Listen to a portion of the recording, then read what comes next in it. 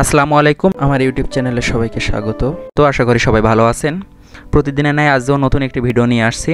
আজকের ভিডিওর বিষয় হলো পার্টস অফ স্পিচ, অর্থাৎ এটা কিন্তু ইংরেজি গ্রামারের বা ইংরেজি সেন্টেন্সের খুবই গুরুত্বপূর্ণ একটি বিষয়।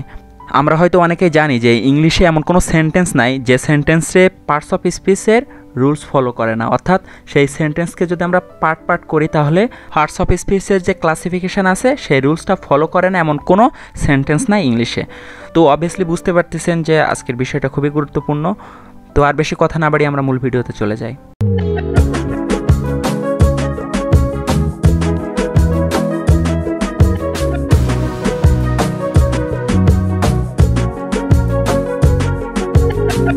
প্রথমে দেখব যে what's the definition of parts of speech. বাক্যে ব্যবহৃত প্রত্যেকটি শব্দকে একটি পদ বা পার্টস অফ স্পিচ বলে, অথবা আমরা এটাও বলতে পারি যে বাক্যে অন্তর্গত প্রত্যেকটি অর্থবোধক শব্দ বা শব্দাংশকে পার্টস অফ স্পিচ বলে। অর্থাৎ একটা সেন্টেন্সকে যদি আমরা পার্ট করি, একটা সেন্টেন্সের যেমন সাবজেক্ট থাকতে পারে, ভার্ব থাকতে পারে, আমরা এটা নিয়ে আগের ভিডিওতেও আলোচনা করছি। সেন্টেন্সের যেসব পার্ট থাকতে পারে ওইগুলো যদি আমরা ক্লাসিফাইড করে আলাদা করতে পারি তাহলে আমরা বুঝতে পারবো যে এই সেন্টেন্সটা পার্টস অফ স্পিচের কোন ক্লাসিফাইডকে ফলো করে। তো এখন তাহলে আপনারা নিশ্চয়ই বুঝতে পারছেন যে ডেফিনেশনটা কি পার্টস অফ স্পিচের। তো নেক্সটে দেখেন, নেক্সটে হলো কি আছে যে classification of parts of speech. There are 8 kinds of parts of speech. এখানে যে 8টা পার্টস অফ স্পিচের যে প্রকার আছে এটা আমরা দেখব এবার। Noun, pronoun, adjective, verb, adverb, preposition, conjunction, interjection. তো এই 8টারে আমরা ক্লাসিফাইড করব এবং এই একটা সেন্টেন্সের ভিতরে এইগুলার ভিতরে কোনো না কোনো পার্টস অফ স্পিচ একটা সেন্টেন্সের ভিতর থাকেই থাকে। তো এখন দেখেন, তো তাহলে আমরা সর্বপ্রথম দেখব কি নাউন বা বিশেষ্য, অর্থাৎ নামবাচক যে শব্দ দ্বারা কোনো ব্যক্তি, বস্তু, স্থান ইত্যাদির নাম বোঝায় তাকে কি বলে? নাউন বলে। তো এই এক্সাম্পলে দেখেন, এক্সাম্পলে Bangladesh is a beautiful country, তারপরে আছে আব্দুল লিভস ইন হিয়ার, তারপরে আছে দ্য মেঘনা is a big river, the প্রথম আলো is a popular news paper. অর্থাৎ এখানে যে 4টা সেন্টেন্স আছে দেখেন, এই 4টা সেন্টেন্সে প্রথমে বলছে দেশের নাম, তারপরে একজন মানুষের নাম, তারপরে একটা নদীর নাম, তারপরে একটা পেপারের নাম। অর্থাৎ এখানে যে কয়টা নামের কথা উল্লেখ আছে এগুলো কিন্তু সবই কি, এগুলো নামের ভিতরেই কিন্তু এটা সীমাবদ্ধ। অর্থাৎ এগুলো নাম যেহেতু এটা কি হবে, এটা অবভিয়াসলি আমরা বলতে পারবো যে ইটস এ নাউন। নেক্সটে কি আছে দেখেন, নেক্সটে আছে প্রোনাউন বা সর্বনাম, অর্থাৎ নামের পরিবর্তে, অর্থাৎ নাউনের পরিবর্তে যেটা বসে সেটাকে আমরা বলতে পারি প্রোনাউন। এখানে বলছে নাউনের পরিবর্তে যে পদ ব্যবহৃত হয় তাকে প্রোনাউন বলে। এক্সাম্পলে দেখেন, Jack is a good boy, he reads in class 10। নিচে আরও ভালো স্পষ্ট করে লিখে দিছি বোঝার জন্য। এখানে জ্যাক হচ্ছে নাউন অর্থাৎ নাম, আমরা আগে যেটা পড়ছি, এবং হি হচ্ছে প্রোনাউন। এগুলো সহজ, অবভিয়াসলি আপনারা বুঝতে পারবেন। তো এখানে নামের পরিবর্তে হচ্ছে হি, এজন্য এটা হলো কি, হি হলো কি প্রোনাউন। তারপরে আছে সেম কেস, দ্য মেঘনা ইজ এ বিগ রিভার। তারপরের লাইনে আছে its average depth is 1012 feet, অর্থাৎ 308 মিটার। এখানে মেঘনা হচ্ছে একটা নাউন এবং ইট হচ্ছে প্রোনাউন। অর্থাৎ আমরা কিন্তু একটা প্যারাগ্রাফ বা এসে লিখতে গেলে কিন্তু, আচ্ছা মনে করেন যে আমি লিখলাম রবীন্দ্রনাথ ঠাকুর সম্পর্কে, তো আমি যদি এটা লিখি যে হলো Rabindranath Thakur is the greatest poet in our country, তারপরের লাইনেও যদি আবার লিখি যে রবীন্দ্রনাথ ঠাকুর বর্ন ইন এত সাল, বা আমি যদি এইগুলো যদি লিখি তাহলে কিন্তু বারবার যদি আমি যদি লিখি যে রবীন্দ্রনাথ ঠাকুর, তাহলে কিন্তু লেখাটা দেখতে বা শুনতে একটু অ্যাবজার্ড টাইপের লাগবে। অর্থাৎ আমরা নাম কিন্তু বারবার কিন্তু একই লাইনে সেই নামটা ইউজ করতে পারি না, এই জন্য আমরা নামের পরিবর্তে আমরা সেটার প্রোনাউন। এবং এখানে বলছে কি দি মেঘনা ইজ এ বিগ রিভার, তো এখানে যেহেতু হি ইউজ করতে পারি না কারণ এটা একটা নদীর নাম, এই জন্য এটা ইট ব্যবহার করছি। তো আশা করি এটা বুঝতে পারছেন। নেক্সটে কি আছে দেখেন, নেক্সটে আছে অ্যাডজেক্টিভ বা বিশেষণ, অর্থাৎ দোষ গুণ। এইগুলা যে পদ দ্বারা বিশেষ্যের দোষ গুণ ও সংখ্যার পরিমাপকে বোঝায় তাকে অ্যাডজেক্টিভ বলে। এখানে বলছে বিশেষ্যের মানে নাউনের, কিন্তু এখানে এটা খুব ভালো করে মনে রাখতে হবে, এটা কিন্তু অন্য কোনো কিছুরই না, এটা হলো নাউনের দোষ গুণ, সংখ্যা, পরিমাপ ইত্যাদি বোঝায় তাকে কি বলা হয়? অ্যাডজেক্টিভ বলা হয়। তো এক্সাম্পলে দেখেন, Sam is a good singer, here Sam is noun and good is adjective.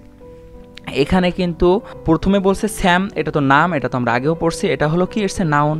But এখানে যে বলছে গুড সিঙ্গার, গুড এটা কিন্তু একটা তার গুণ প্রকাশ করতেছে, মানে ভালো একটা গুণ, এই জন্য ইটস অ্যান অ্যাডজেক্টিভ। নেক্সট কি আছে দেখেন, this is the bad day for him, here bad is adjective. অর্থাৎ এটা কিন্তু একটা অবস্থা বা এটা কিন্তু একটা দোষ বলতে পারেন। মানে এটার অর্থ কি আসতেছে, এই দিনটা তার জন্য খারাপ দিন, এই জন্য এটা হবে অ্যাডজেক্টিভ। নেক্সটে কি আছে দেখেন, নেক্সটে আছে ভার্ব। এটা কিন্তু খুবই সহজ।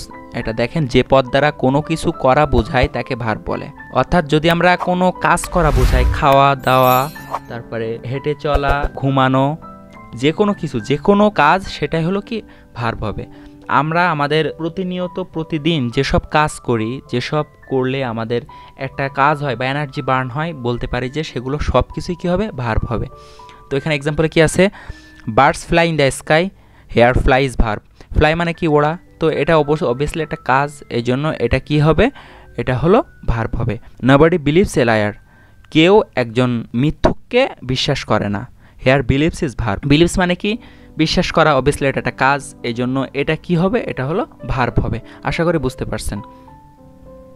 নেক্সটে কি আছে, অ্যাডভার্ব বা ক্রিয়া বিশেষণ, যে পদ দ্বারা ক্রিয়া সংগঠনের ভাব, কাল, রূপ ইত্যাদি নির্দেশ করে তাকে অ্যাডভার্ব বলে। এটা দ্বারা বোঝাতে চাচ্ছি যে যদি কোনো ক্রিয়াকে বিশেষায়িত করে, অর্থাৎ আমি যদি বলি যে he is a good boy, এটার যদি আমি বলি যে he is a very good boy, তার মানে কি আমি যে প্রথম যে সেন্টেন্সটা বলছি যে he is a good boy, সে একজন ভালো বালক, কিন্তু পরে যে বললাম he is a very good boy, এটা কিন্তু তারে নাউনের দোষগুণে এটা কি করছে, আরও বিশেষায়িত করতেছে, এর জন্য এটা কি হবে, অ্যাডভার্ব হবে। তো এখানে যেমন আমরা আইডেন্টিফাই করার জন্য এটাও বলতে পারি যে কোনো অ্যাডজেক্টিভের পেছনে যদি ly এটা যদি থাকে, তাহলে আমরা বলতে পারবো যে কি, এটা হলো অ্যাডভার্ব। যেমন এখানে দেখেন স্লো কি, এটা হলো ধীর গতি, এটা তার একটা দোষ, তার মানে এর পিছিয়ে যদি আমি ly যুক্ত করি তাহলে কি হচ্ছে, এটা স্লোলি অর্থাৎ ধীর গতি সম্পন্ন, এটা কিন্তু কি হয়ে গেল, অ্যাডভার্ব হয়ে গেল। বাট স্লো যখন ছিল তখন কিন্তু সেটা ছিল কি, সেটা ছিল অ্যাডজেক্টিভ ছিল। তারপরে কি আছে দেখেন, হি স্পোক সফটলি, সে খুবই নমনীয়ভাবে কথা বলে, অর্থাৎ এখানে কিন্তু সফটলি, আগে যেটাই বলছি আমি যে সফট থেকে সফটলি হয়েছে, ly যুক্ত হয়েছে। তারপরে আছে James coughed loudly to attract her attention, এখানে কিন্তু লাউডলি, এটা হলো কি হলো, এটা হলো লাউড থেকে হলো লাউডলি, এটা কিন্তু নাউনরে দোষগুণটারে আরও বিশেষায়িত করতেছে, মানে আরও বেশি জোর দিয়ে বলতেছে। তো হেয়ার, স্লোলি, সফটলি, লাউডলি আর অ্যাডভার্ব। আশা করি বুঝতে পারছেন। প্রিপোজিশন বা পদান্বয়ী অব্যয়, এখানে যদি আমি পার্ট করে বলতে চাই যে প্রি অর্থ কি, পূর্বে, প্রি শব্দের অর্থ কি পূর্বে, আর পজিশন শব্দের অর্থ কি, এটা হলো অবস্থান বা স্থান, অর্থাৎ যে শব্দ দ্বারা নাউন আর প্রোনাউনের আগে বসে তাদের মধ্যে সম্পর্ক স্থাপন করে তাকে কি বলে, প্রিপোজিশন বলে। এক্সাম্পলগুলো আলাদা করে আমি এভাবে ভিডিওটা ক্রিয়েট করার চেষ্টা করছি, আশা করি আপনারা বুঝতে পারবেন। এখানে কি আছে, এক্সাম্পলে কি আছে, the teacher enter into the room, এখানে এটার অর্থ কি আসতেছে যে শিক্ষক শ্রেণীকক্ষে প্রবেশ করলো। তো এখানে কিন্তু এই যে ইনটু, এটা কিন্তু কি করতেছে, এটা দি রুম, এটা হলো অবজেক্ট কিন্তু, বা এটার আগে বসে এখানে কিন্তু কি করতেছে, তাদের মধ্যে সম্পর্ক স্থাপন করতেছে। এই যে দি রুম, তার মানে টিচার রুমের ভিতরে প্রবেশ করলো, তো এখানে এই যে ইনটুটা দিয়ে এটা সম্পর্ক স্থাপন করলো।